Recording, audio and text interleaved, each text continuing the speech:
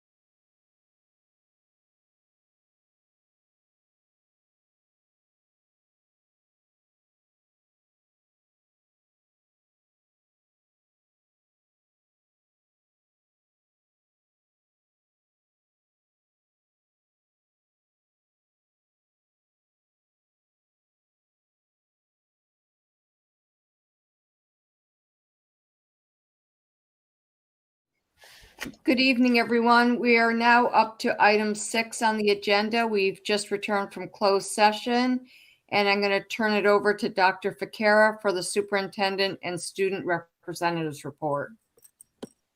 Good evening. Tonight, what I'd like to do is a couple of things in the superintendent's report, introduce new administrator, and then staff recognitions, as well as introducing our 4 student board members. And then I have some comments regarding COVID and the school schedules. So is Dan Fonder with us? Okay, Dan is going to be is recommended tonight for the assistant superintendent in charge of HR. And I asked him to come and just say a few words and introduce himself. Dan? Hello, thanks for that introduction and for the opportunity to say hello to everyone. I'm very excited to transition into this role. I've been with the district for about 20 years as a teacher, assistant principal, and most recently as the principal of Hamilton School.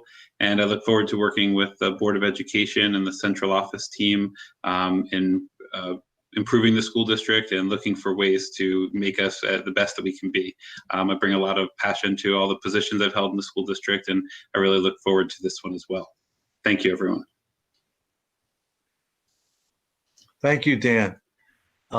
Is Vincent with us? Vincent Del Fiore? No, he's not? I do not see him. Okay. Oh, here he there is. Perfect Here timing. he is. Vincent is going to be recommended tonight for the vice principal position or assistant principal position at the high school. Vincent is new to the district, and I'm going to ask him to say a few words and introduce himself. Good evening, everybody. I can't tell you how incredibly grateful and blessed I am to not only have a new home tonight, but to also have a new family. I came from North Plainfield. I taught there for 6 years, and now I'm here in Bridgewater, Raritan, and I'm so incredibly blessed and grateful. And while I know that there are certainly turbulent waters ahead, I'm confident that we will pull together as a family and rise to the occasion and grow stronger because of it. Thank you so much for your trust and your confidence, and I won't let you down. Thank you, Vincent. Okay. So next we have some recognition awards to give out. And I just want to make sure that Andre is ready to follow along with me. Andre, are you ready with the slides?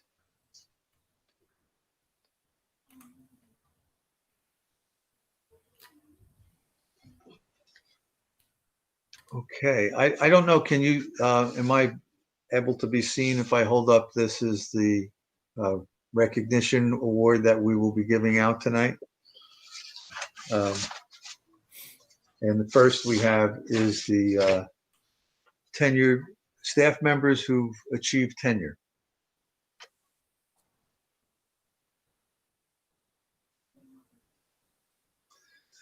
We have Catherine Gardner. Next, Amy Jaworski. Geneva Lengren. Jessica Scott. Jesse Tredenik. Paula Eichley. Alexander Holland. Melissa Oliver. Abigail Goldstein. Hillary Razka. Ashley Dombrowski. Lee Russo. Caitlin Wood.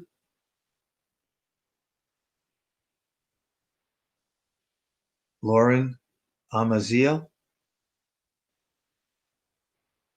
Nicholas Barczewski, Kristen Banachik, Thomas Borgo, Catherine Carmichael, Sarah Cleary, Michael Denver,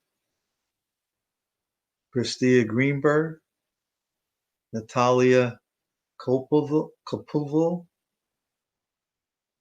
Julia Kobin, Mallory Patosky, Shelpa Wadk, Michelle Waluda, sorry about that, and Kimberly Waluda, and Michelle Maltiska, Holly Gibson, and Jessica Panettiere.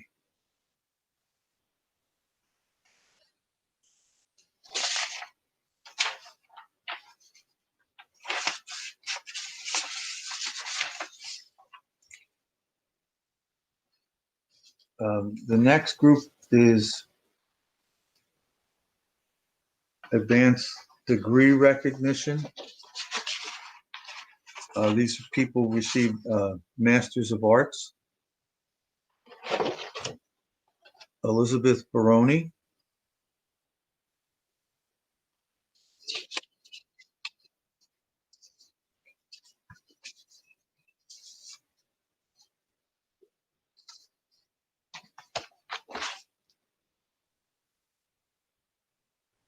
(25 years of service).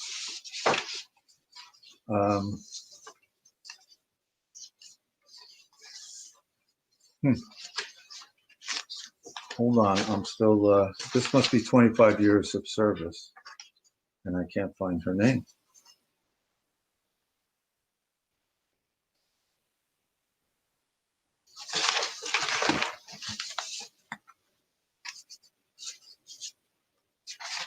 Okay, well, I'm going to go with the names that you have up there.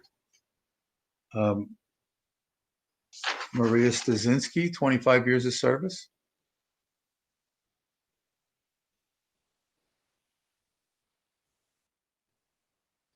Gabrielle Engelberg.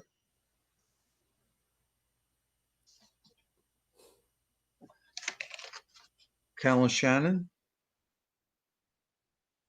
Shannon Calla, I'm sorry. Stephanie Kapinski. Dana Noose.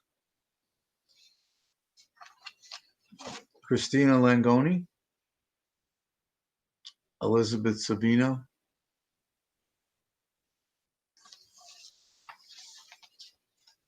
These are advanced BA degrees.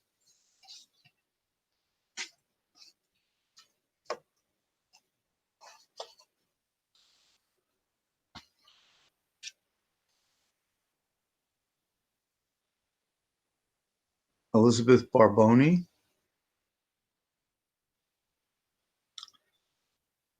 Jane Barrett. Gabrielle Diaz. Robin Evangelist. Margaret Finaro. Krista Galisi. Rachel Glassman. Elizabeth Kelly. Carol Mumm. Nicole Rasavage. Kimberly Rose. Kristen Sarbuk. Sarah Sava. Carolyn Smith. James Stanley. Laura Terberino. 25 years of service.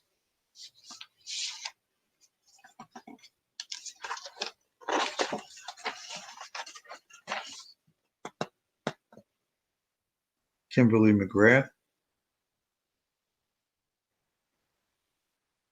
Barbara Harrabin.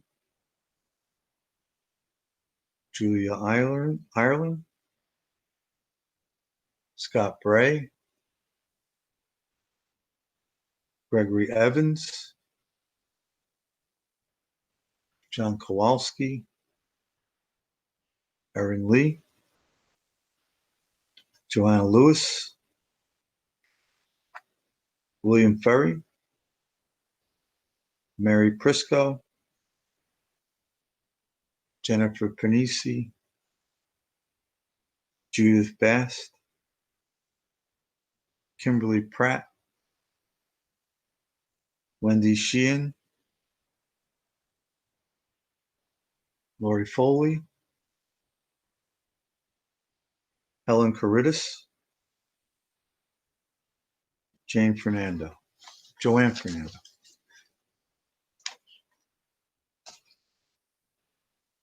Congratulations to our staff members.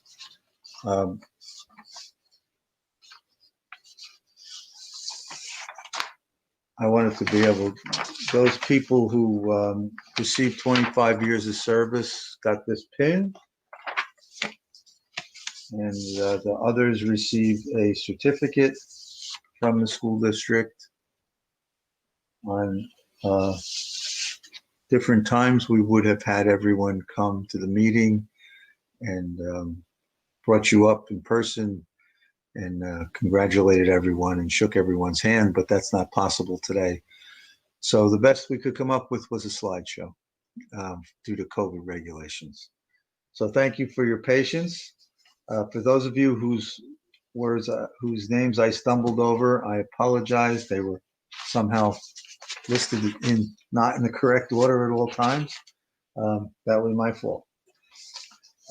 Next, I would like to introduce to the board and the public our 4 student representatives. And we have 2 student representatives and 2 alternates. I'm going to start with the 2 alternates.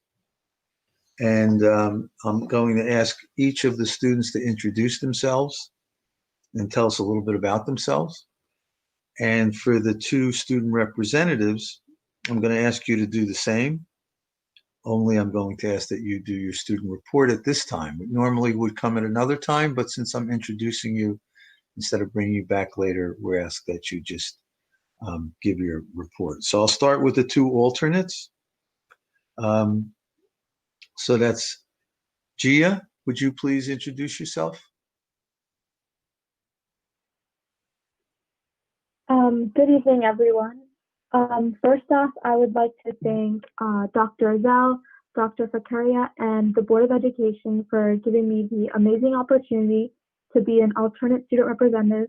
And I'd like to also thank my parents for their support throughout this whole journey. My name is Gia Karigaonkar. At school, I enjoy leading Model United Nations, fundraising for the Water Project BRHS chapter, and being a part of our school Science Olympiad team. On the weekends, I'm also passionate about teaching how to code C and C++ at a local technical school and volunteering as a study buddy at the Somerville Library. In my free time, I'm an avid performer of Bharatanatyam, which is a form of classical Indian dance, and I also enjoy cooking new dishes and curling up with a book to read. Okay, thank you. Polina, you're next. I'll go next, but I'm not I'm an actual representative. I'm not a alternate. Oh, I'm sorry. That's okay. So, Polina, I'm gonna hold you so you can give your report next, and I'm gonna go to Teresa next. Okay. So, Teresa, would you please introduce yourself? Sure. Good evening, everyone. My name is Teresa Schmeiser, and I'm a current senior at the high school. In school, I love to take STEM courses, and I'm planning on majoring in biomedical engineering in college next year. Outside of school, I'm a proud member of our varsity field hockey team.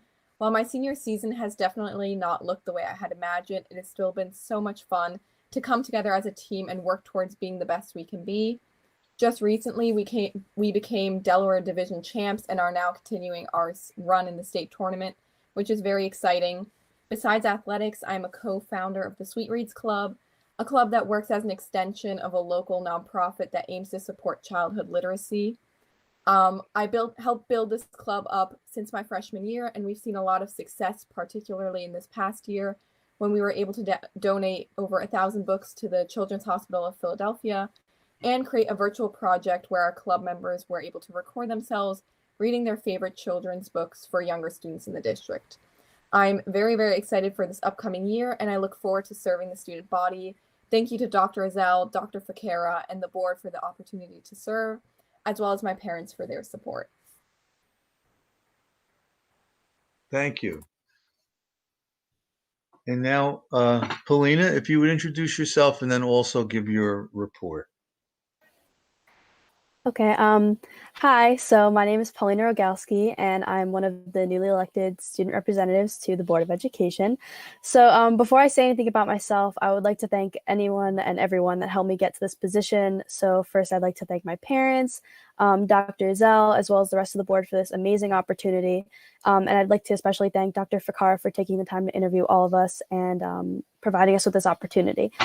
So a few things about myself. So I'm 17, I'm a senior at BRHS. So I'm involved in our school's art program, as well as a few clubs, such as the BR Earth Guardians, the Jewish Israeli Club, the Bridgewater Raritan High School Democrats, and a few more. Outside of school, I love doing things like yoga and meditation because I think mental health is extremely important. And I know that BRHS has recently focused on mental health and is working towards increasing support for students in this area. And I'm so eager to bring a student voice to that conversation. I'm really excited to learn from the administration and the Board of Education and to serve as a representative for my fellow students here at BRHS, and I really look forward to being more involved in my community. Thank you, Paulina. Marimei? Hi, good evening, everyone. I'm Rinmai Ubgade, and I'm one of your student board representatives. Some of the school activities I enjoy participating in are mock trial, fundraising for the BRHS chapter of the Water Project, and writing for the school newspaper, The Prowler. I also love volunteering at the Bridgewater Library, and I'm passionate about text banking and phone banking to advocate for a variety of social issues. In my free time, I enjoy reading a good book and also creating art. And finally, I'd like to thank Dr. Azell, Dr. Fakera, and the Board of Ed for the opportunity to serve, and also my parents for helping me throughout my journey. Well, thank you. I want to thank the students for the fine presentations and remind you, the student reps and their alternates, that when you come back as we go through the year, and if you have that big exam on the next day, you have to let us know in advance, and we'll push you to the front of the line and make sure you can get your presentations in and go back to studying if that's necessary. So good luck and have a great year, and I'm happy you're joining us. Thank you. I have two more items in my report.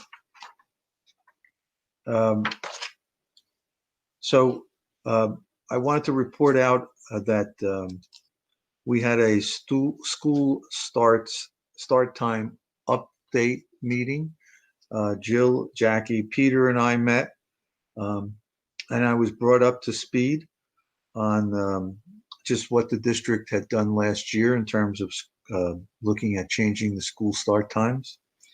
Also, I was brought up to speed on the options that were outlined by the former superintendent.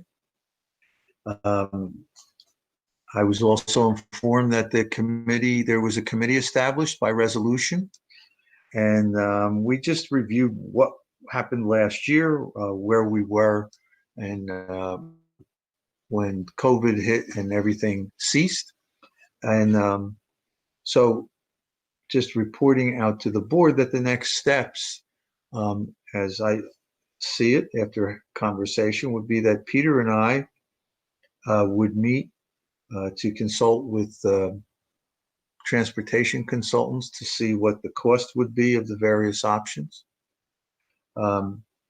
Then we would meet with the committee that has been pre-established before I got here to discuss what we know about those options and the costs and present that to them.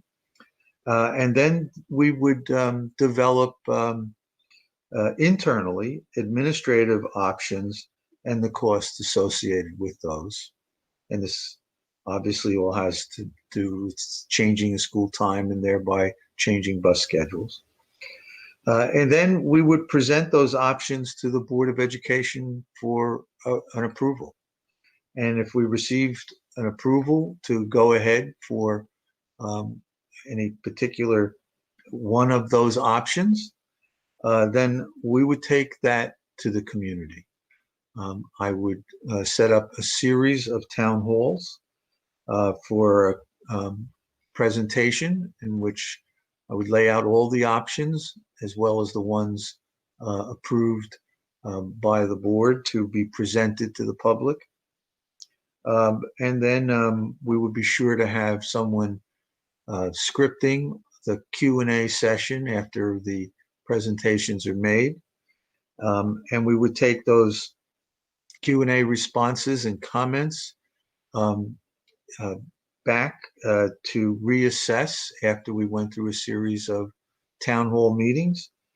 And then based on community input, we would bring back to the board a recommendation for one of the proposals for the 2020-21 school year. So essentially what I want to update the board and the public that the committee met on November 11th. It was an in-house committee with the idea of briefing me and bringing me up to speed. And what I've laid out is a series of next steps that would focus on making sure you had a thoroughly examined and thought out and assessed proposal that involved both start times and costs. And one of my main concerns would be to make sure that that was brought to the community and that we listened and made numerous town hall meetings where we got to hear what the public thinks and possibly reassess and then come back again. So we really do want public input. That's why we're putting in a proposal to the board after some internal proposals drawn up, and then a proposal, and then taking that show on the road, so to speak, to the public and to get more feedback, and then to come back for a final recommendation to the board. And what we would be looking at is making decisions for the 2021 school year, because there would have to be busing contracts, et cetera, that would have to be rebid and changed. And we couldn't be doing that in the middle of the year. Dr. Ficarra? Sure. Clarify what your deadline would be to make a decision for 2021, because parents have to worry about childcare and the like. So, yeah, I would think that we probably would have to, in order to get the busing bids out, we would probably need to do this no later than the end of March.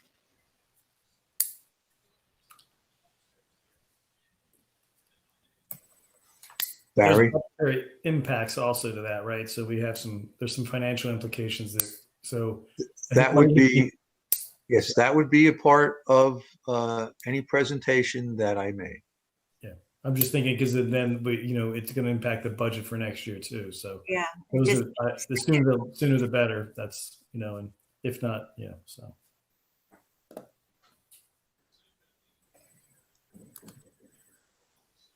Any other questions?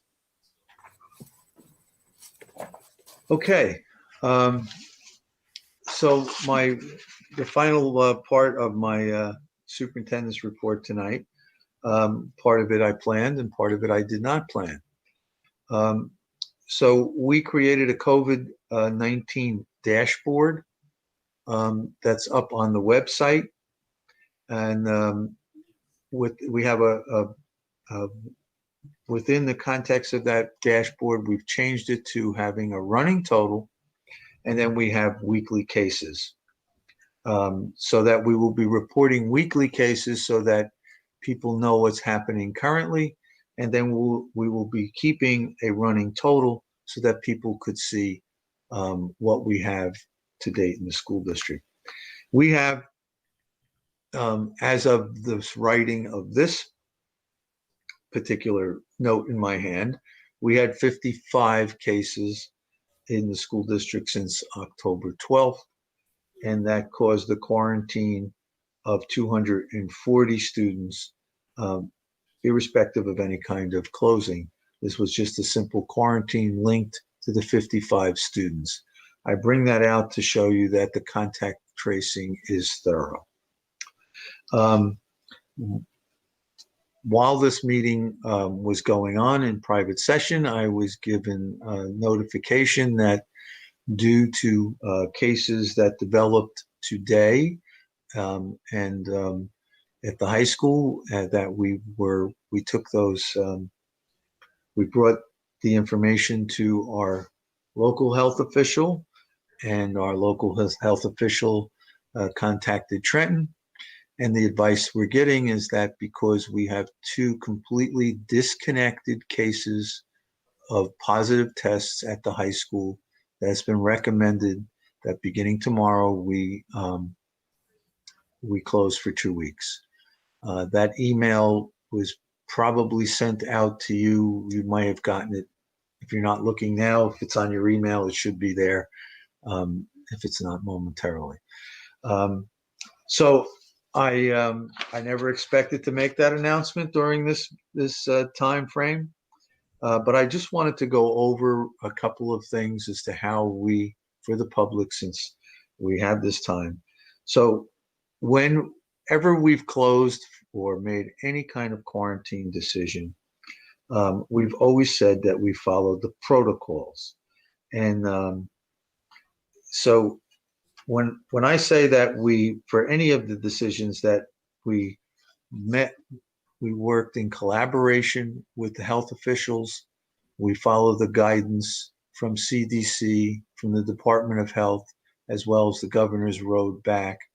And we work closely in consultation with the health officials who give us recommendations. The last time I said this, people misunderstood me. So the decision to close the school is mine. But the reason that I continually repeat to the public and to the board that we closely follow the protocols and the recommendations of the health officials is so that we can reassure the board and the public that we're just not guessing at this as educational administrators. We're working with the medical professionals and following the guidelines and the protocols and the guidance that's laid out for us by the people who understand this area, the medical area, far more than we do. So again, it's with a somewhat of a heavy heart that we have to announce the closing again of the high school for 2 weeks and going to all remote instruction. But I want to remind the public or reassure the public that these decisions are just not made independently. We follow the advice, we follow the protocols, we meet with our local health officials, and they realize these are big decisions, and they also trekked with the Department of Health in Trenton, and the word got back to us that the recommended advice that I will take, that I accept responsibility for taking, is to close the school for all remote instruction, but based on sound medical advice and protocols. So that's my superintendent's report. It was a surprise to me as well as it was a surprise to you. Thank you very much, Dr. Ficara, for your superintendent's report. I would like to share my congratulations as well and appreciation for all the teachers that were honored here tonight. Whether it be for their tenure, obtaining tenure, their 25 years of service, advanced degrees. In addition, I would like to welcome our new student reps, Gia, Teresa, Polina, and Mernmai. So we are really looking forward to their active and vocal participation in our meetings. We've had some great participation from student reps in the past, and we're hoping that you will do the same when you join us here. We really want you to be part of the board and active with us. You bring a critical perspective that, and your input helps us to formulate our positions and decisions. So it's really important. You hold a very important role here. And so we're really looking forward to your contributions. And as Dr. Ficarra mentioned, I also want to make sure that we always understand if you need to leave early due to academic and other obligations. Your studies always come first, and we don't want to do anything to disrupt that. So welcome aboard. I also wanted to mention that we've had a smooth transition into the second marking period, which just began with the exception of the news that Dr. Ficarra just shared. But we did start, smoothly. There has been some students that have opted to change to virtual and others that were opting to change to hybrid. But overall, the numbers have been pretty stable, and that's allowed us to circumvent any scheduling changes. So that's all been very good news. And overall for the district, about 53% of the students are virtual at this point, and about 45% are hybrid. And the remainder are self-contained situations where they are all in person, in case you're wondering why it doesn't add to 100%. Lastly, I just want to encourage everyone. First, I want to wish a belated happy Diwali to those that celebrate it. And second, for the Thanksgiving celebration that's coming up, that I hope everyone will enjoy and that they'll take care of themselves and their families and stay well. We really want to encourage that people are following guidelines and can enjoy the holidays safely. And obviously, when you return to school, that we're again following the guidelines in terms of when you're allowed to come back in person, just making sure we do things safely. We are now up to the Vice President's report. Mrs. Gladstone. Thank you very much. As some people who follow the meetings know, I'm here to talk about the board planning calendar for the month of November. Here's the list of what we've approved or what we're approving. First, the Board of Education election took place a couple weeks ago, and congratulations to Mr. Walker, Ms. Levitt, Ms. Lee, and Ms. Sandler. The approval, we approved the submission of CUSAC statement of insurance at the next meeting. On here is also the audit report, approval, and oversee corrective action plan if needed. The formal audit is waiting on numbers from the state, but we have the draft and no corrective action plan is needed. There's no recommendation there. Usually we see the district testing report on park, etc., all the state testing. It's not happening this year because of COVID. We didn't have the state testing. We had an update on non-tenured administrators in closed session that happened before the open session tonight. We have to approve the annual school health nursing services plan that's on for approval tonight. Also, our recognition of staff members, which we had earlier, and we have to soon complete the board self-evaluation forms. Jackie and I were discussing it earlier, and within a couple of days, one of us will be sending out the link to the board members to fill out, complete it, so that we get a turnaround before board retreat. And that's all I have. Any questions? Thank you, Mrs. Gladstone. Thank you. And I probably should also extend my congratulations to the new board members that will be joining us in January, as well as those that are reelected. Next, we are up to the committee reports. And first, we've got academic with Mr. Malik. We met on November 11th at 6:30. In attendance was myself, Ms. Gladstone, Ms. Hurley, Ms. Jones, Dr. Ficara, and Dr. Sylvia.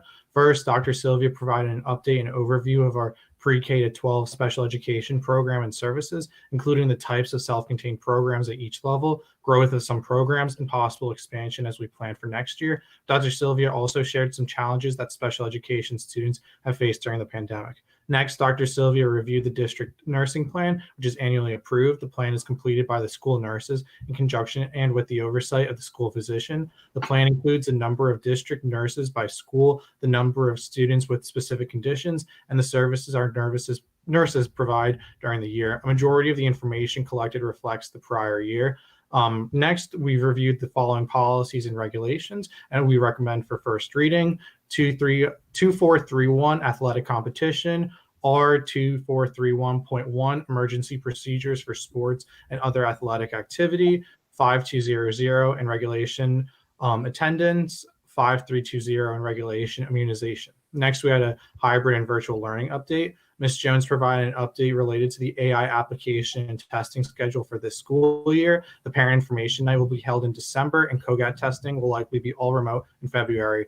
MAP/NWEA testing will take place during the spring testing window, so that placement decisions for the 2021 to 2022 can be made by the end of the school year. Ms. Jones also shared the high school administrative team is currently planning for administration of midterms at the end of January 2021.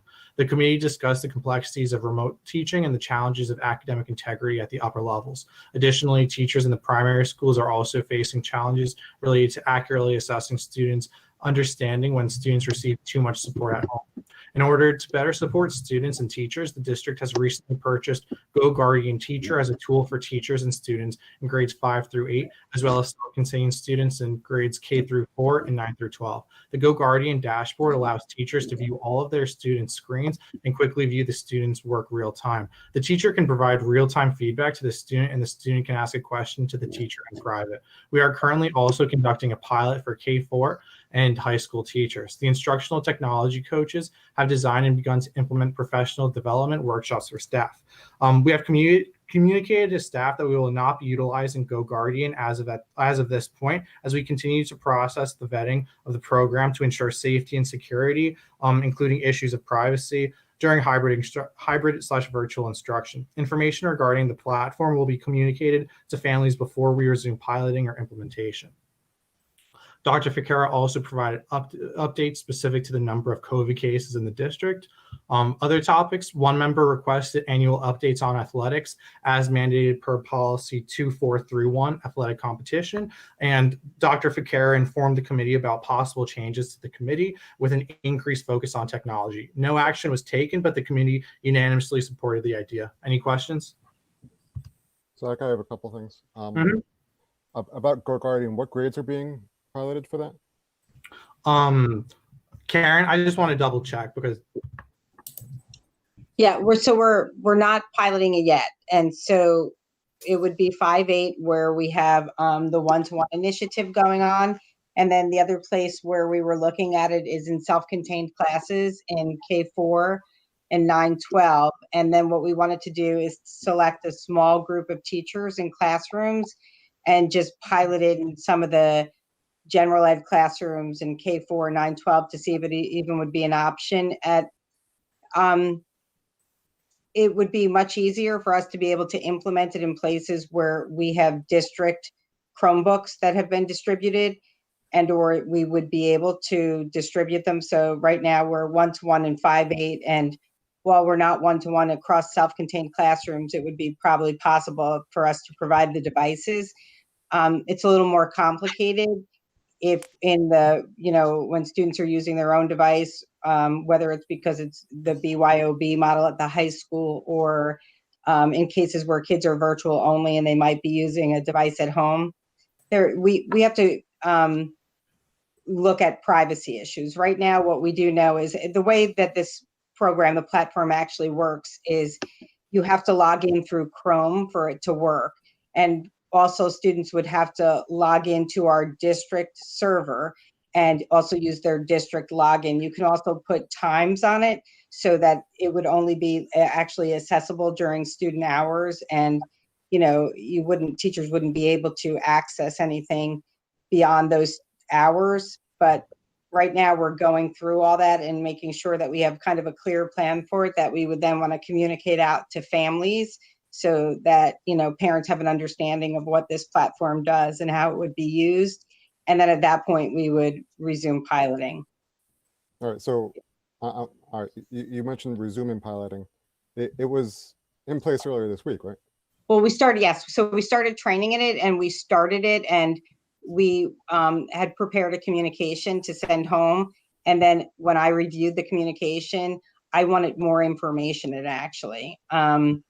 Because if you don't have a tech background, sometimes it's, what a person in technology is reading and understanding and knowing that it's safe for certain reasons may not be clear for everyone else. So we want to make sure that we're being clear about it in our communications. The only other comment I have about it is that I would suggest taking a look at the change in performance on the Chromebooks with how responsive they are, because my child had this in place this week and complained about how slow the Chromebooks were as a result. I don't know if it's because of that or because Chromebooks are generally slower, but I think that might be a performance hit. Yeah, so I can follow up with that. That's an interesting point. Was your child using a Chromebook prior to that, or they switched over to the Chromebook because of this? I'm just wondering. They switched their Chromebook because they were told to switch to the Chromebook. Okay, all right. Yeah. Yeah, I had a similar scenario as well. So I just want to let you know. With switching over to the Chromebook and he had the Chromebook, but it did, like Steve said, it did slow down or had some issues. Some of it may be there are some technology limitations to the Chromebook when it comes to video and processing speed. They're not optimized to do, I hate to say it, remote classroom and other items while they're going on. So they're limited. For those of you who used to understand the VT100 terminal when you logged in, an old time that dates me. Oh yeah, that's my favorite, Barry. Okay, just checking. So I'm glad somebody else remembers what it is, but you might want, when we think about technology, if in the remote classroom, the Chromebooks are a very cost-effective solution, but they may not have the horsepower we need to do everything we're doing on and optimize. So just another question you might want to ask about, Karen. So just some thoughts there. I added it to my list, so thank you. How long is it? Just kidding. And my list, I have multiple legal pads at this point. Yeah, Yes. that's good. Still using pen and paper. You're not using your Chromebook. I'm using it to talk to you. So. I did have a question about the midterms that we've had multiple conversations, emails, and talks. I'm glad we're looking at the assessments, and whether they're effective for our kids and appropriate. Whatever we move towards, this year, next year, in the future, something. I'm glad we're looking at it and taking it into consideration. As am I. I had a question with regards to the nursing plan. Two different things. One is just a question in terms of, I look at mono and I see 0 across the board, which seems unusual to me for a large school district with high school students. So I was just wondering if that was accurate. And then the second question I have is about doing any kind of trend analysis over the years. So we have things on here like psychosocial impairment. I think we have something with ADHD and with eating disorders. I think it would be helpful if we know for our district specifically, how are we trending in some of these different areas to identify if we have, increasing trends, then it's, something more worthy of an immediate look to see what we can do to help with the situation. So I just wanted to throw that out there as something to consider. All right. Well, I got a note on that. Okay, thank you. Did anyone have any other questions for Mr. Malik? Okay, next we are up to community relations with Mr. Joshi. Mrs. Barlow, I think one of the students had a question. Oh, I'm sorry. Student representatives had a question. Go ahead. So are we allowed to ask questions about things that are brought up in the meeting? Absolutely. So like as a student at the high school, like I had a question about the use of GoGuardian, especially because I'm all virtual and I know a lot of other people who are also all virtual. So many people I know are like all using our own laptops. So like with GoGuardian, is this something that we would have to give that we would be required to give the school permission to like download this information on our laptop? Would it be something that like we'd have to let the school enable for us to attend school or take tests and things like that? So I'll respond to that. We're not close to that at all yet in the high school and making a decision. I don't know that we would go exactly as you're saying it. We would need to even pilot it to see if there's a way that it would bring any value to the high school. And so the value of GoGuardian is really that teachers, it's almost like when you're in a regular classroom and you're working on something at your desk and your teacher's walking up and down your row and they can look at what you're doing and sometimes they'll stop and talk to an individual student. It gives the teacher the ability to look at what the individual student's doing, on their screen and be able to give them feedback. So that's kind of the purpose of it, to be able to work with someone in that way. They have safeguards on it. So like you would only be able to, teacher could only do it during certain hours. It's only something they can look at if you log in through your district email, like your district login, and you're using the district server. So it's not your personal things. But with that said, we need to kind of further investigate that because it's different when we're looking at how this platform would work on your own device versus how it works on a district device. And it's not something that gets put onto your device. It's something that works because you've logged into our server with your login through Chrome specifically. Okay, so but we're not that far yet, and we would involve students and teachers in this. Okay? Okay, thank you. You're welcome. And thank you very much for asking your question, Gia. Anyone else that I may have missed? Yeah, I had a question. It's kind of more technical going off of it, but I know you mentioned that we have to be logged in to our school accounts through Chrome, but like if you have multiple accounts logged in on Chrome, how does that work? Because like I have a primary email that's like my personal email, and then I have my school account too. So I am not certain I am the best person to answer this because I am not the technology supervisor. So I don't want to give you false information, but conceivably when you would log into your own school account, you would have all those other accounts are closed and you would want to close it. Like if somebody's home using a device, they would want to log in for school through that and then be sure to log off after that as well. And then the teachers wouldn't be able to access it outside of school hours anyway. But again, we're not that far yet. And I can probably get you even better information from our technology specialist. Okay, thank you so much. You're welcome. Thanks, Marmani. And anyone else? Okay, next we're up to community relations with Mr. Gracie. Yes, our next meeting is on the 19th, Thursday the 19th. Okay, and next we're up to finance, facilities, and transportation with Mr. Walker. Yes, we met on November 9th at 6:30 virtually. In attendance was myself, Mrs. Mead, Mr. Singer, Mr. Stars, Dr. Vaccaro, Kathy Asante Sobel, Andre Spiro, John Carlton, the architect, and Greg Cheney, an engineer. The first item on the agenda we discussed was the transportation update and the educational services request. Mrs. Asante Sobel was present and discussed the first month of transportation. There are limited sub drivers. We talked about disinfecting buses and the ventilation. The committee reviewed a educational services proposal for payment of routes for days the school was closed due to COVID. The committee's recommendation, excluding me because I abstained on the conversation for the educational services, declined to move forward with the request to the full board from the educational services. Technology, we had a technology hardware update. Dr. Vaccaro explained that it'll be upcoming with Dr. Aspiro and Mrs. Jones. There's a conversation going on with them about technology, and the update for FFT will occur December. Mr. Singer asked about the expected delivery of the technology purchases, which were made recently. Mr. Aspiro said he would look into it. It looks like mid-January for them, those coming. No recommendations. Safety project proposal was the next discussion. Mr. Stars and Mr. Aspiro discussed the security cameras and access control swipes per the district safety plan and discussion last year. The committee had a lengthy discussion.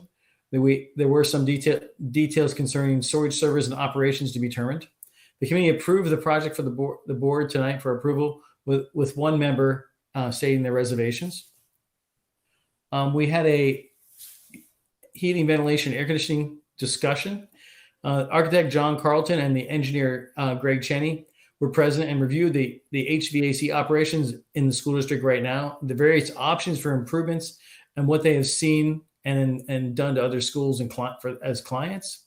The committee reviewed the 3 HVAC project plans for the 2021 summer and discussed the pros and cons of all the different options. The architect's proposals for the HVAC projects will be shared with the full board. They're in the FFT drive. Discussions in November is possible, approval in December. The engineer is to provide a summary discussion on the different systems. And we talked a lot about bioionization and HEPA filters and different areas of getting the appropriate airflow, how the designs changed from when the systems were installed in 1990 and where they are now. I kind of asked him for like a little one-page summary of that, so it was shared to everyone. And the architect is providing an assessment proposal soon. We reviewed the summer project proposals. The committee reviewed the professional services proposals for the Bridgewater Middle School fire alarm replacement project, the Hillside boiler replacement project, the Bridgewater Building 900 generator project, and the rooftop unit projects for the high school and middle school. Funding sources shared, and they shared the different funding sources with the committee. The committee approved bringing all proposals, excluding the HVAC and RTO projects, to the full board for approval. You'll see on the agenda this evening. The HVAC and RTU projects would be discussed in further detail with the board tonight. So feel free to ask questions when I get done. We talked about the 21-22 budget calendar and the revenues. The committee was provided the budget calendar and the preliminary revenue projections for fiscal year 21-22. No recommendations this evening. We had policy and regulations discussed in our second reading. We reviewed the recommended Strauss-Ensme changes for policy and regulations 7440 and policy 7450 property inventory. They're on the agenda for the team for second approval. We adjourned at 9:18 p.m. We had a long meeting, and the next meeting is December 7th, Pearl Harbor Day at 6:30. Any questions?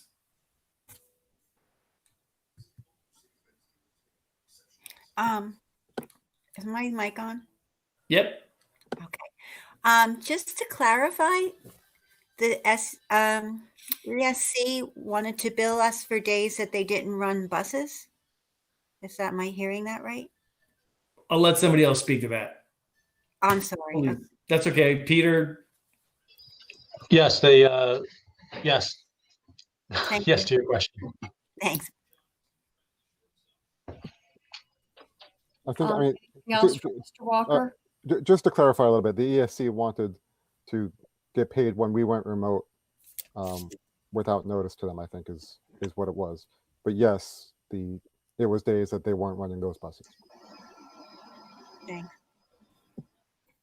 Ms. Gladstone? Barry, you said we should ask you questions about certain proposals excluding the HVAC and something. So what exactly are you talking about? And so what we have on this evening are the fire alarm project. Okay. Going on the roof, the boiler, the swipes, the cameras. What else am I missing, Peter? Okay. So yeah, we did not move forward with anything with the HVAC or rooftop unit areas because those were multiple options and trying to figure out what was best, and we're all over the board on that one. So it's kind of we want a full board discussion on that, a little more details. So I don't know if we want to do it this evening. or wait for the architect? What are your thoughts, Peter? I thought we were going to get more information. Yeah, we provided the information that was requested at the finance meeting, and that was in the team drive for the full board. So. Yeah, and I'd like to hear something from the architect as well, a little more detail, substance. Okay, thank you. Anything else for Mr. Walker? I just want to circle back to academic for 1 second, and I apologize if this was already corrected, but I just saw that the next meeting was December 9th, and we do have our retreat that night. So I just want to make sure that someone's looking at maybe selecting another, just making sure it doesn't conflict. Okay, not a problem. I didn't realize that. Okay, thank you. And next we're up to personnel. Mrs. Gladstone. Thank you. Personnel met November 9th at 3:30 p.m. In attendance were myself, Mr. Joshi, Ms. Lee, Dr. Ficarra, and Dr. Villani. We first reviewed the personnel addendum that's on for approval for tonight. We talked a little bit about the winter sports stipends, and we decided we'll probably be having another meeting early December to approve that. We're just seeing what's going on with COVID in the area, etc. Next, we discussed policy bylaw 0164.6, which is remote public board meetings during a declared emergency. This is a new policy that was developed by Strauss Esme that is recommended for an expedited approval. Instead of having 2 readings, it was recommended to do it in 1, and that's on for tonight. It was in the folder and on the agenda attachments for the public. We had a school safety update by Dr. Villani. We heard about information related to the November safety drill as outlined by the Department of Education. We had a brief discussion on the committee calendar, looked at items that are coming up for the month of November or December. And then I just had a quick question about the affirmative action training that was put off from issues with COVID and scheduling. And we found out that the training is scheduled for November 19th, and all participants have been invited. And that was it. We adjourned at 4:24. Our next meeting is December 7th at 3:30 p.m. Are there any questions? Okay, thank you. Thank you, Mrs. Gladstone. Next, we're up to liaison and delegate reports. Does anyone have anything? Okay, seeing none. Jackie, actually, I do. Oh, sure. Go ahead. I had a statewide county leadership meeting for the School Board Association on Monday, and we had a lot of conversations. One of them was on CUSAC and conversations about, whether we lobbied to put off CUSAC a year and that area. So there were some conversations on that, and I had talked to Dr. Ficarra about that, and he said, our county superintendent's doing well with that. There were a lot of conversations about winter sports and athletics also, based on what's going on. So some of the things that we're all facing the same issues across the state. So it was good to share that information. The School Board Association does have, their ear to legislation out there. There was also some discussion about Chapter 44. So the healthcare legislation, which I've asked Mr. Stars if we can have a presentation from our broker to the FFT and share with the whole board on it too. So there's a couple of 3 things that came out of that meeting. Thank you, Mr. Walker. Anyone else? Okay, we're now up to the first opportunity open to the public for comment. Individuals and/or groups are invited to present their concerns, comments, and requests to the Board of Education at this time for only matters being acted upon.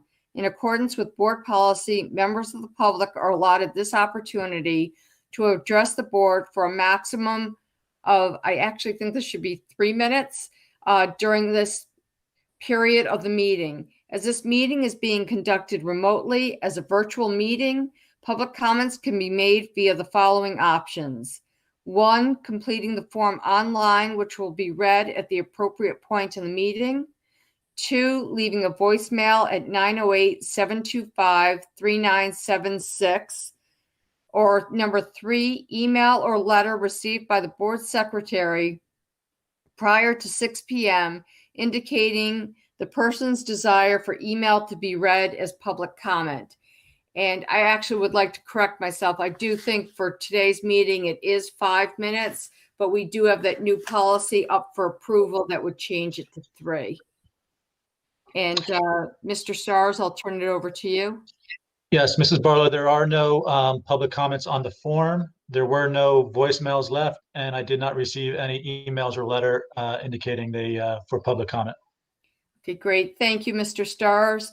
Next, we're up to item 12, approval of minutes for October 27th, both regular and closed session. Is there a motion? So moved. Second. Okay. Any discussion? Roll call, please. Mrs. Mead, Yes. Mr. Malik, Yes. Mr. Singer, Yes. Mrs. Hurley, Mrs. Hurley, You're muted, Lynn. you're muted. Control D. Sorry, I'm looking at my agenda. Yes. Mr. Joshi, Yes. Ms. Lee, Yes. Mr. Walker, Yes. Mrs. Gladstone, Yes. Mrs. Barlow. I'm sorry, yes. Okay, motion carries. Next, we're up to Personnel 21-16, Personnel 21-18. There was one item added as a hand carry. Mrs. Barlow, there's also the 2 administrator contracts that need to be approved. Okay, so it should be Personnel 21 up to what number? 2120. Okay. Those 3 need to be read. 21-16 through 21-20. Thank you. So let me just read the 3 add-ons. Okay, thanks. Don't mind. Resolution number PER 21-18, approval of termination of employment. Resolved that the Board of Education, upon recommendation of the superintendent, approves the following termination of employment. Employee number 423-707-0666608, effective November 16th, 2020. PERS number 21-19, resolved that the Board of Education, upon recommendation of the superintendent, approves the appointment and employment contract of Dr. Daniel Fonder as Assistant Superintendent for Personnel, effective December 16th, 2020, at an annual salary of $167,000. PER 21-20, resolved that the Board of Education, upon recommendation of the superintendent, approves the appointment of Vincent Del Prior, sorry for butchering the name, as 10-month assistant principal at BRHS, effective January 1st, 2021, at an annual salary of $102,166.20. Thank you.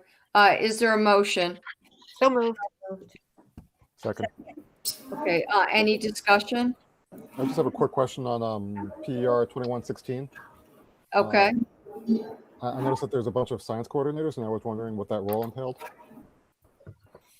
That's the science fairs, right? Ms. Jones, are you able to answer for Mr. Singer? I didn't hear the question. The question is, what is the role of the science coordinators?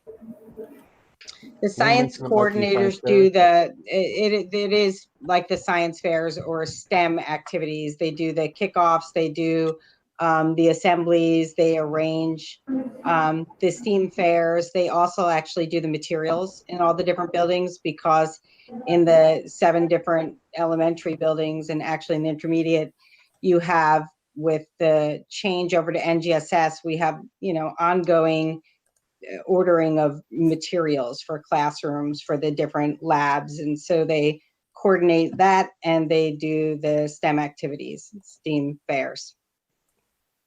Okay, thank you. And I did ask if we would still be able to do them virtually this year, and I was assured that we would be able to. So in the event we have to. That's great. Any other questions? Roll call, please. Mrs. Mead, Yes. Mr. Malik, Yes. Mr. Singer, Yes. Mrs. Hurley. You're muted, Mrs. Hurley. Peter, do you keep muting me? Yes. Mr. Joshi, Yes. Ms. Lee, Yes. Mr. Walker, Yes. Mrs. Gladstone, Yes. Mrs. Barlow. Yes, motion carries. Next, we're up to curriculum 21-10 and 21-11. Is there a motion? So moved. moved. Second. Okay, any discussion? Roll call, please. Mrs. Mead, Yes. Mr. Malik, Yeah. Mr. Singer, Yes. Mrs. Hurley, Yes. Mr. Joshi, Yes. Ms. Lee, Yes. Mr. Walker, Yes. Sorry. Mrs. Gladstone, Yes. Mrs. Barlow. Yes, motion carries. Next, we're up to business 21-55 through business 21-63. Is there a motion? So moved. Second. Second. Any discussion? I have a question on business 21-58. Okay. Peter, the 100 laptops, I'm sorry, the 100 desktops. Can we get information on what are those for? Are they new or are they replacements? They are replacements for all the desktops per the long-range tech plan. So They're there's a throughout. scheduled replacement for office staff, secretarial staff, support staff, and I believe maybe some classrooms that have them. Thank you. Throughout K-12. Yeah. Any other questions? Mrs. Gladstone? On that same question on the technology cycle. So how old are the current ones? Like how often do we replace these? It's like It's either a minimum of, I think it's a 5-year now. 5 years Used to be plan. 3 year. Yeah, I have no idea how old these in particular are, but it's a 5-year cycle of when they're replaced typically. Okay, thanks. Any other questions? Yeah. Sorry. Lee? Okay. Barry, you go ahead. I had the question. I had the reservations on the safety projects and the time frame. We had asked for some scheduling information, and that area, ensure that it's done and just follow up. I guess we get some questions on that sooner than later. When that comes available. What's the time frame? When do they start? They're going to do second shift. Just impact, and also. Is there a way to test the video services that it meets the requirements by the MOA and the state statute and our policy? Those were brought up at the committee meeting, just making sure that they can be addressed sooner than later.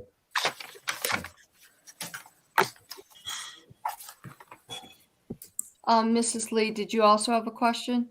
Yes, I have questions on the capital projects. Like, what are the life that we expect to have, or the fire alarm and the boiler and the generator? Just wonder, like, how many years do we expect to have them, and then when do we expect to replace them?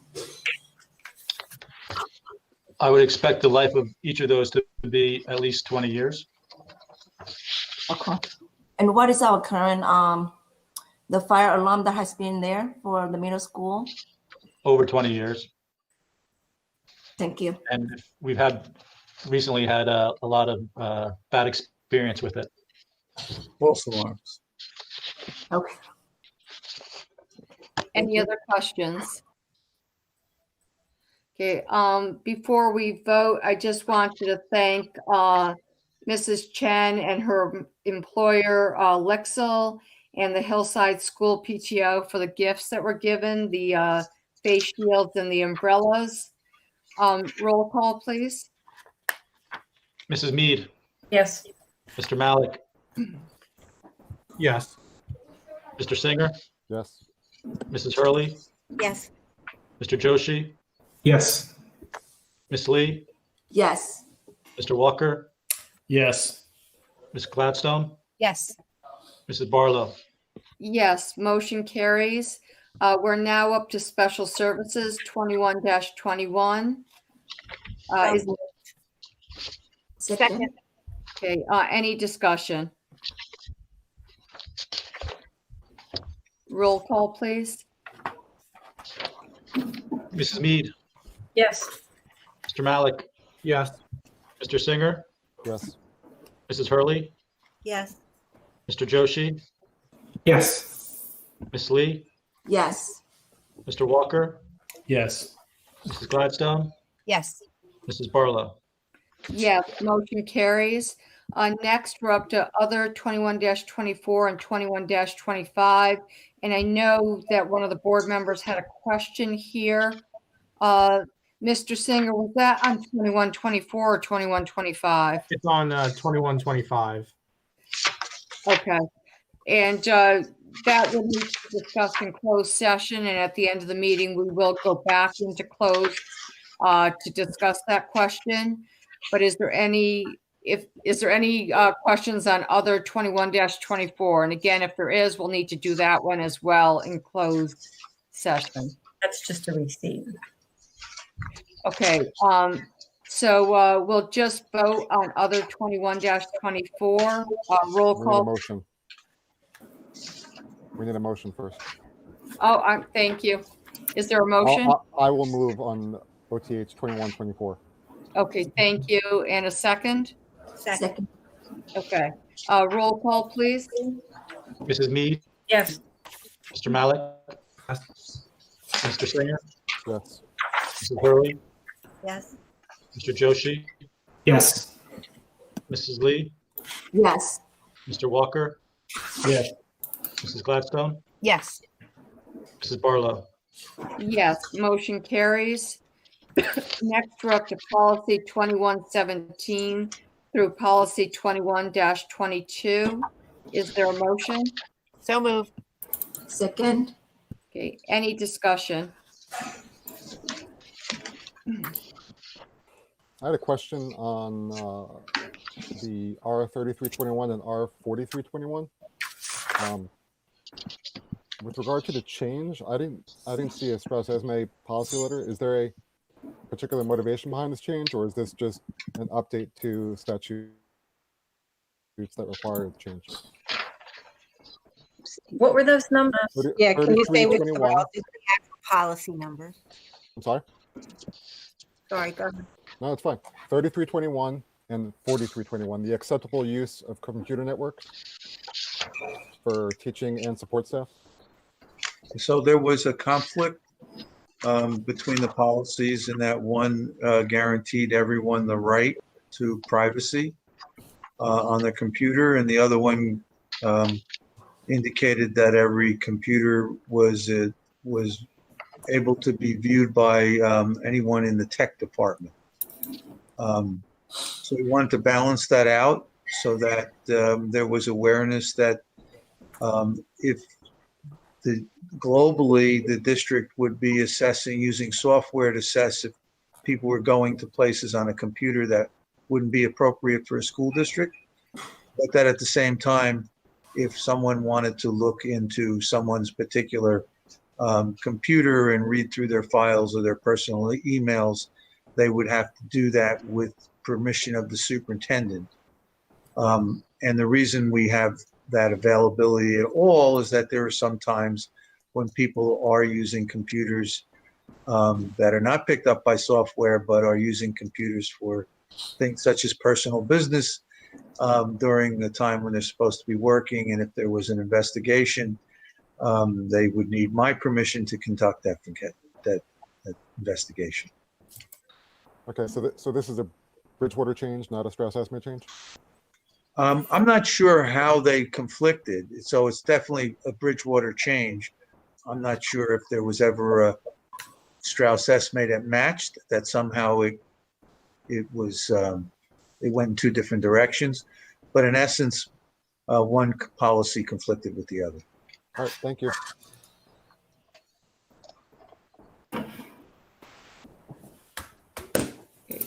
Any other questions? Roll call, please. Mrs. Mead, Yes. Mr. Malik, Yes. Mr. Singer, Yes. Mrs. Hurley, Yes. Mr. Joshi, Yes. Ms. Lee, Yes. Mr. Walker, Yes. Mrs. Gladstone, Yes, yes. Mrs. Barlow. Yes, motion carries. We're now up to the second opportunity for public comment. Individuals and or groups are invited to present their concerns, comments, and requests to the Board of Education at this time for any matters. In accordance with board policy, members of the public are allotted this opportunity to address the board for a maximum of 5 minutes during this period of the meeting.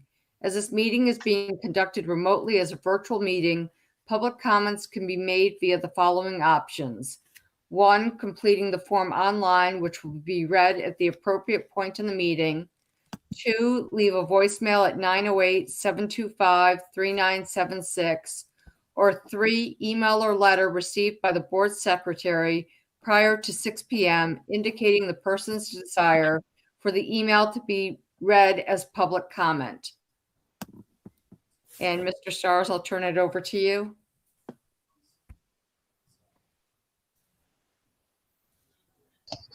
So we do not have any voicemails and we don't have any emails or letters. We do have several public comments that I will read for those that are listening in. First is Stacy Friedlander. First, I am curious if you can update us on the COVID cases in district and if any of them are school related or spread in schools. Second, with the upcoming holidays, what is the district policy or recommendation for return to school for those who have spent time out of state? Next one is Andrea Puskin. How is the district planning on handling the upcoming breaks, both for Thanksgiving and winter? I have no doubt that people will gather for their holidays, whether it's in-state or across the country, but I do question whether those families will properly quarantine themselves. Is there any way for the district to police this to ensure that staff and other students are safe upon return from the breaks? Next comment is from Amy Buckaloo. The following emails were sent to Superintendent Ficarra but did not receive a response. I'm extremely concerned about the dangerous path we are taking as a community about this rapid rise in COVID cases. Please see my emails below from 10/22. Good evening. I just received your email regarding BRHS going remote for 2 weeks while contact tracing is completed. Has it been determined if the 3 high school cases, if they are students, have siblings in other buildings? It's concerning that we haven't even made it through 2 weeks of hybrid and there's already a closure. Have you considered how the district will handle the week of teachers convention and Thanksgiving weekend where families will travel and or have extended family over? Have we considered our current students who will welcome siblings home from college, perhaps out of state, over Thanksgiving weekend? We are hopeful that people will be honest, but clearly many are still making poor decisions. I'm glad to have the opportunity to keep my children full remote, but still have concerns for our community at large. I look forward to hearing from any of you about the plan moving forward. From November 14th, Dr. Ficarra and Bridgewater Raritan Board of Ed. Each and every day I see the COVID dashboard increase in our district. 43 cases were documented on 11/10/20. By 11/13/20, 52 cases were documented. What is the magic number before we send all of our students and teachers home to learn and work remotely? I continue to see other districts located within a half hour of Bridgewater Raritan make decisions to work, learn remotely. Cases are on the rise at an alarming rate, and I strongly urge you to consider how you will feel if someone from our schools ends up in the ICU or worse because we continue to play with fire. I hope you'll take time to read the statement from Mr. Fetter, who was also the superintendent, who compiled the list of educator concerns for returning to the school buildings mid-pandemic. Next is from Rebecca. 2 points. 1, if we end up going virtual for an extended period, please adjust starting times back to 8:30 as we had in the beginning. This is all stressful enough. A little extra sleep would be really helpful. 2, considering this is now affecting their entire senior year, can we please start making some plans for their seniors to get some sort of recognition for their senior year? We have a Facebook group of senior parents and we're willing to do anything to make them feel special, but this would all be smoother with partnership from the school system. We want to do it right, not hold scandalous events. Please give us someone to work with to do something for them. Next is from Scott Mahalik. It is my understanding that in the spring, the board decided to suspend the search for a permanent superintendent. At this point, what is the board's revised timetable? Is the intent to have Dr. Fakara continue through the opening of the 21-22 school year, or is the board looking to bring someone on before September 2021? Will there be any opportunity for community involvement beyond the Board of Ed members in this decision at any point along the way? Thank you.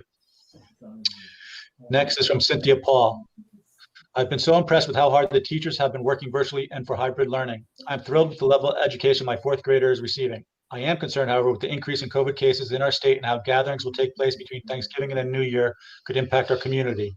I strongly encourage the school district to return to the virtual learning style from now until 2 weeks after the New Year to reduce the risk of teachers, faculty, administrators, children, and their families, and our community. The only students who should remain in the in-person setting during this time should be those with IOPs and who require services.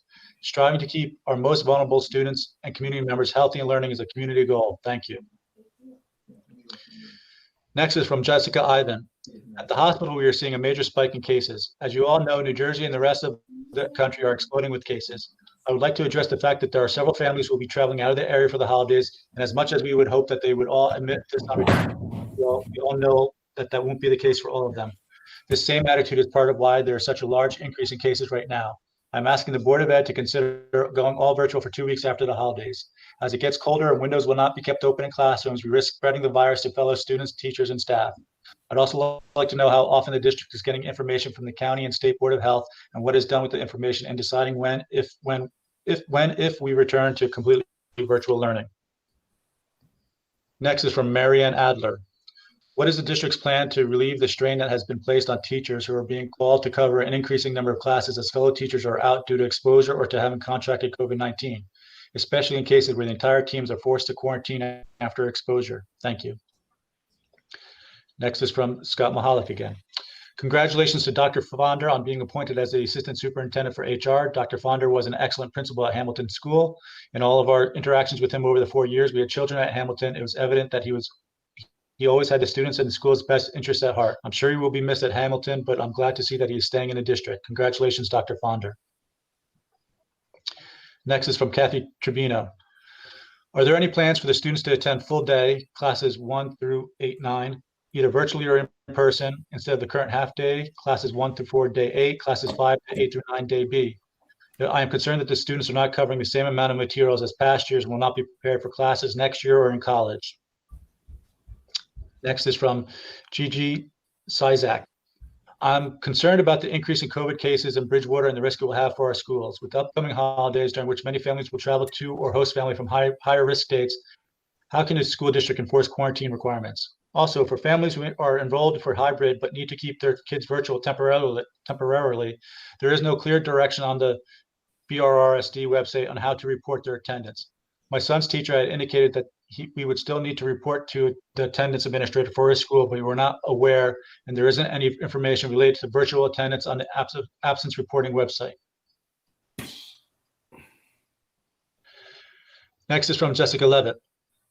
I would like to inquire again about the Citizens Advisory Committee for school start times. I know the focus right now is on keeping the students and staff safe from COVID and ensuring quality education in hybrid and virtual formats, but all other issues must not come to a complete standstill. The welcome news about possible vaccines hopefully means we will be able to return to regular school next fall. And in our large district, there are countless logistics to be handled. We can't afford to wait until the virus is gone to continue work on this important health issue. Our students are not getting enough sleep and it is impacting their health right now. If we want to ensure all different stakeholders have input, we must move forward now to work towards a solution that is best for everyone. As always, I offer my help in any way I can to move the issue forward. Gigi Sizak. What will be the criteria for returning the full district to virtual only? I hope that if BRRSD does not need to return to virtual only, that Dr. Fakara and the board would consider moving start times to 8:30 for all schools as we had done in September. The later start time was well received by parents and students in September and was better for student health. Next is Nick and Allison Di Giovanni. With the notice that just came out about school being canceled, there needs to be a better solution for self-contained special education students. This in 1 week and virtual the next week is detrimental to the health of these kids more so than any other group of students. If they had no contact with affected students, at the very minimum, these students who are most impacted should be allowed to keep their routines and remain in school. While most BRHS kids can sit by themselves for the 4.5 hours, these kids cannot, and it is a terrible burden for the entire family.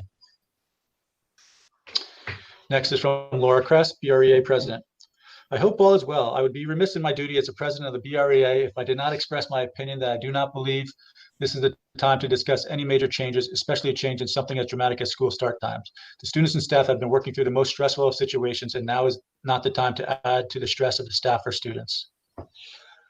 Next is from Kathy Tribino. Per NJSIAA, winter sports practices can start December 3rd. Winter sports stipends were not yet approved. Next BOE regular Board of Ed meeting is scheduled December 15th. Assuming winter sports are allowed to move forward, how will B coaches' stipends be approved to start practice on December 3rd, or will the BR start be delayed? Next is Janelle Kirk. And I believe this is the final one, Janelle Kirk. Congratulations and thank you to all the staff honored this evening for their service, dedication, and achievements. Our children are truly fortunate to learn in a school district served by quality, caring educators.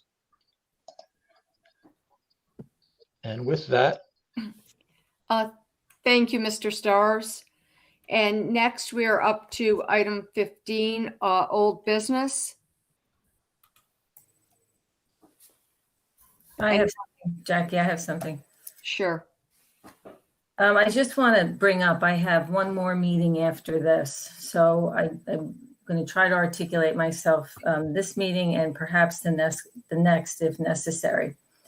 And I was a little taken aback by Dr. Ficarra's comment about the school start time meeting that was held earlier. And I just want to say several things about that. But first, to the board leadership, a little bit of transparency for the rest of the board would have been helpful. It would have been nice to have understood that you are actually re-engaging with the superintendent in doing that. And I hope that going forward, that everybody is transparent at the board level. To Dr. Ficarra, I want you to understand that this is a major change. I am a little bit concerned with the March date. This is November 17th. We have a holiday week next week, and the week after that is December.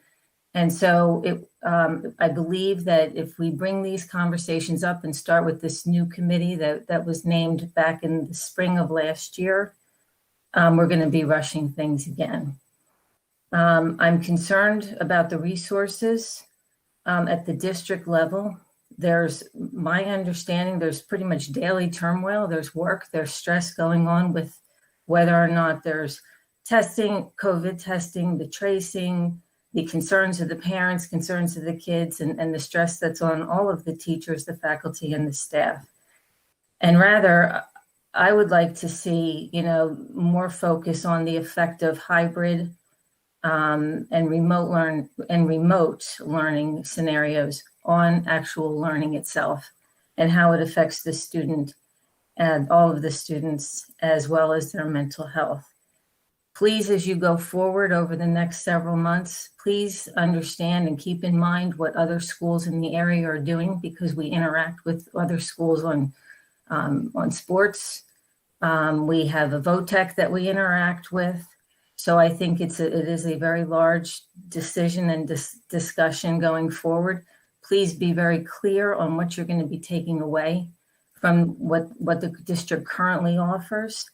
And that includes the resources that we have now, because this is going to be expensive to do some changes, as well as the resources that we may need in the future as we come back from all of this, and some of the effects that I'm concerned about on the mental health of the children. So I just wanted to say that as we go forward and as you think about this and lead this team. And that's it. I think that was very well said, Anne Marie. Thank you. I just want to respond to Anne Marie's comment about transparency. We met, and at the end of the meeting, both Jackie and I said to Dr. Ficarra, should Jackie email, or Dr. Ficarra, do you want to inform the board? and Dr. Ficara felt he will inform the board. And the most transparent way to inform the board is not through any back email, but through a public board meeting such as this. This is the most transparent way to discuss, to inform that we had a conversation last week. And hold on a second. Also, it should have been out of thin air, because at our retreat, at the end of making our goals at a retreat a couple of months ago, it was brought up that even though we didn't make it a goal, it was brought up that we did approve 2 resolutions. The second one being the formation of the committee, and that everybody agreed that just doesn't vanish. So it was going to be, we talked to him about how that would be addressed, to have that committee, which was selected by people to make sure it was a very balanced committee. So that's all I wanted to say. No, I understand that, but we also said that we were going to put that committee into place months and months and months ago. I'm just sharing my concerns, and that's simply all that I'm doing. And if you were going to have a meeting and resurrect this, it would have been fine. I think the board needs to communicate with the board, not always the superintendent communicating with us. It's a simple statement. We can agree to disagree. And I actually would also like to echo Mrs. Gladstone's statements. I think our goal was to be as transparent as we could be, and I know there are multiple ways it could have been handled. Any other old business? I finished what I have something, and just to say, I brought this up as well last meeting too, that when are we going to restart the discussion? You did. Absolutely. I'm not saying about you. I didn't say anything. I know you did. Yeah. And the thing, and I understand what you're saying, Anne Marie. Absolutely, we have more important pressing issues at this time. However, I think we can chew gum and walk at the same time. I think these conversations can happen simultaneously. I agree they can happen. I'm just concerned about March. I'm concerned about 3 months from now or 3.5 months from now. That's all. And I think March is a bit aggressive also. And again, I'm not opposed to change. I'm opposed to pushing through a change without giving enough time for proper vetting, whatever. But getting back to the last meeting, I thought, and maybe I missed something, that it was said by the superintendent that at this time, that isn't something we need to be looking at in light of everything else that's going on. So that's why I was very taken aback to hear that this meeting happened. Again, that's fine, but I'm just kind of surprised. And I would have also expected to hear it through some sort of email communication or through weekly brief or something, especially in light of what was said at our last meeting. That's all. Yeah. I just want to jump in and say that I was asked today by Jackie if I put it in weekly briefs. She didn't notice it. And I think I have to take the blame for it not going into weekly briefs. I was just focused on putting it in this report. That's actually my preferred mode of operation, is to tell you a little bit in advance before I tell you publicly. So I'll have to take the hit on that one. My apologies. I forgive you. And I also want to mention, I think with Dr. Ficara at the helm here, that I would hope that if you feel that we are going too fast or it's not an appropriate time, I think the whole board respects your opinion and your leadership. And I think people would be open to hearing if March is not reasonable, whatever it looks like. So, Lynn, I don't want you to feel that a blind eye is going to be turned to what is realistic and reasonable. And I think we need to look for Dr. Ficara's leadership to determine that. No, and I appreciate that, Jackie. I just found it like last time I heard that there's too much going on and we're focused on the pandemic, and I don't have to go into detail. We all know it's a giant mess. But then to hear that there's going to be focus groups and town halls and blah, blah, blah. And for the 2021, 2022 school year, we're going to push something through. And it's all, like Anne Marie said, we're heading towards the end of November here with holidays coming up. That just seems way too aggressive to me. I'm not comfortable, but I agree. We put a committee together. I think that committee needs to meet when it's time. But it was said last time that this isn't the time. But now all of a sudden it is the time. So I'm missing something here. Well, I don't think we're talking about that committee getting together until the new year. But the bottom line is, I think it's duly noted. I understand your concerns, and I hope the whole board, hears them. And that's part of why we're here, so that we can make sure that we're doing what's reasonable. Thank you. Any other old business? Yeah, I just had a couple points since I am also not going to be on the board when a bulk of this discussion is going on. The first thing is I want to remind the board and the public, or more the board and Tom, is when we had these discussions originally, the two biggest issues that the community had with the entire process was first, transparency, and second, not rushing this. And I'm just echoing both Lynn and Anne Marie. I think it is rushed. And my biggest concern is, even before the pandemic, when the sole focus was just on getting school start times done, we weren't able to do that. So I don't understand what's changed in terms of the district's capacity to handle both the change to school start times and also handling the pandemic response. In addition, I also think we need to be very careful, and we need to take our more time, especially now, to see how COVID impacts our budget. Since if I remember correctly, all of the possible options for later start times required an increase in taxes. And I think, especially in light of everything that's going on, we have to remember that large segments of the community they're dealing with tough times in terms of economics and personal finances. So I think the board needs to be extra careful, and I think I'm not opposed to it. I just agree with Lynn that we need to make sure we do this process right. And I think one of the best ways to achieve that is by having a referendum instead of the board deciding on our own, especially because of the tax implications. That's it. So I just want to say, if you're talking about, you might want to think about HVAC in that case too, because that's always been, it's always a topic of conversation. It's a concern that we've heard for a long time. And if you're going to talk referendum, that maybe you can finalize that conversation too, because it's just very expensive. And I would agree the HVAC is a critical factor. Anyone else? Okay, next we're up to new business. Does anyone have any new business? Dr. Ficara? Yes, I just didn't want to forget that we had talked about tonight, we left off stipends for the athletic winter sports.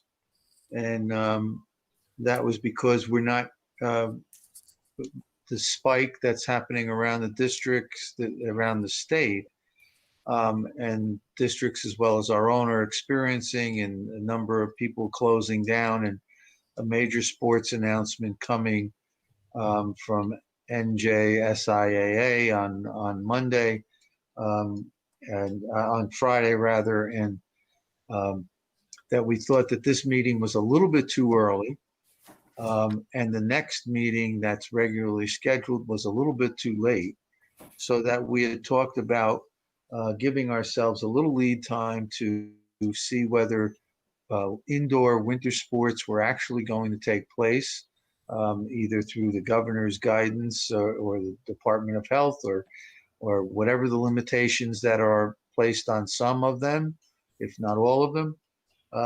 That it seemed that this information was going to unfold a little bit past this board meeting. And so we removed the stipends from the agenda, and we talked about having a special meeting just for the purpose of approving the winter sports stipends and extracurricular activities. And we had targeted that that would have to take place either November 30th or December 1st. And Jackie, if you want to hold the board here or later or however you want to do that. Why don't we just go ahead and do it now? We've got everyone here. Does anyone, I'm sorry, could you repeat the two dates again, Dr. I see Monday, November 30th. Okay. Or Tuesday, December 1st. Okay. I'm sorry, Anne Marie. I'm good with either. Okay. Me too. Me too. Does anyone have a problem with either of the dates? I can't make it November 30th. Okay, so November 30th is bad for you, Zach. Does anyone have an issue with December 1st? No. I have a slight chance that I'll miss December 1st, but as long as we have everyone else here, and I'm pretty sure I can make it. So why don't we go ahead with the December 1st? 7:30? Good question. 7:30, good for everyone? Is this the only agenda item on that meeting? Yes. Okay, so December 1st. If you prefer to do it earlier, I can. I can do it earlier too. Yeah, if you want to. I'll have a better likelihood if we keep it at 7:30. I can almost definitely make it then. Okay. And again, unless someone else has a problem. Okay. And so Dr. Ficara, it sounds like we're good for December 1st at 7:30. And I also just want to reiterate something that Mrs. Gladstone mentioned earlier in terms of the board retreat. Sometime before the end of the weekend, one of us will send an email with the information to do the self-eval. Mr. Walker? Yeah, I had some new business when I had a chance. As we go into reorganization for the new year, we always like to look at our vendors and our suppliers and stuff like that. And I think it might be good to start looking at those and new proposals and see what's appropriate. And, I don't know if we want one I'd like to look at proposal potentially is the board architect. Solicit proposals on that to make sure we have the appropriate person. We've talked many conversations out there. So if not that one in the board architect, and there are many others we could think about. We did the auditor last year or 2 years ago. We've done that. So I don't know if any other of those of our main vendors need to be reevaluated. I'd like to go out for bid on the architect personally. Was that discussed in finance? What? Was that discussed in the finance committee? No, we didn't. No. It just came up now. Barry, and if you want to do it, that's fine. I just thought, again, I'm just going to want to give you some, what little I remember is we thought about now, like in the January timeframe, to reappoint or to appoint new. Right. Because in the fall, the September or so timeframe is when you would go out and do the RFPs and stuff like that. So it doesn't mean, though, even if you choose them for 12 months, you can still terminate and you can. Yeah, I'm just bringing it up. So yeah, I just want to share that. Yeah. And we can reappoint, or we don't have to reappoint in January also, so we have that option also. If we don't have to also. I maybe suggest that as part of each of the committee meetings coming up, that vendors or suppliers associated with that committee, that they just have a conscious discussion about whether anything should be done with the associated vendors. Okay, that's a good idea. Okay. Any other new business? Okay.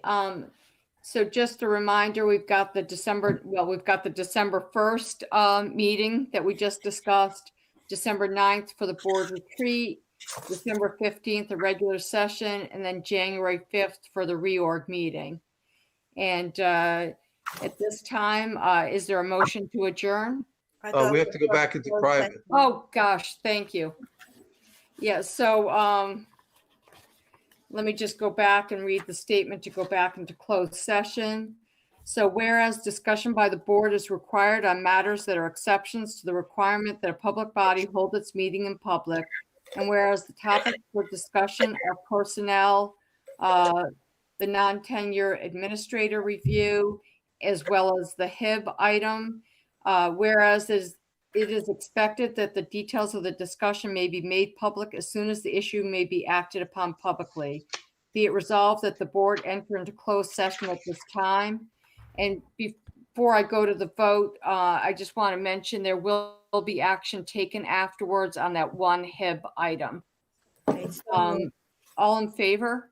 No, so moved. Second. Oh, thank you. All in favor? Aye. Aye. All opposed? Okay, we are now in closed session, and for the rest of the public, have a wonderful and safe Thanksgiving holiday. Take care. Hey, Jackie, why don't we take a minute break? Can we take a minute break? And absolutely. And there's some people who probably have to drop off anyway. Some of the Yeah, all of the student reps, it's time for you to go. Zach. Thank you for Thanks, coming. Zach, for